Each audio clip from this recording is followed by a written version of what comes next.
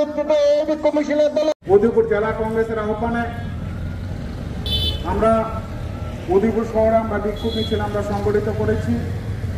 এই 15 দফা দাবি সমর্থনে খুব সংক্ষিপ্তভাবে আমরা এখানে একটি পথসভায় আমরা মিলিত হব। এই পথসভায় দুর্ভাগ্য, নারীদের অধিকার আদায়ের জন্য মহিলা কমিশন সেখানে গঠন করা হয়েছে।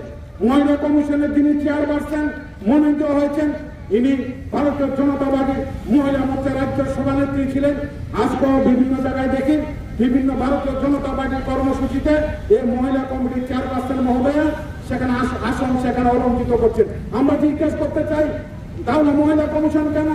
মহিলা কমিশন একটা নিরপেক্ষ সংস্থা, সেখানে নিরপেক্ষ লোক থাকার কথা ছিল, কিন্তু দুর্ভাগ্যজনকভাবে সম্পূর্ণ পরিকল্পিতভাবে এ রাজ্যের যাতে নারীদের অধিকার সুরক্ষিত না হয়, নারীরা যাতে বঞ্চিত হয়, নারীরা অত্যাচারিত হলে যাতে প্রশাসনিক সুযোগ সুবিধা পেতে না পারে, একটা গভীর ষড়যন্ত্র করে মহিলা কমিশনের মতন একটা গুরুত্বপূর্ণ পদে না সেখানে মহিলা মোর্চার রাজ্য সভানেত্রীকে চেয়ারপারসন সেখানে করা হয়েছে।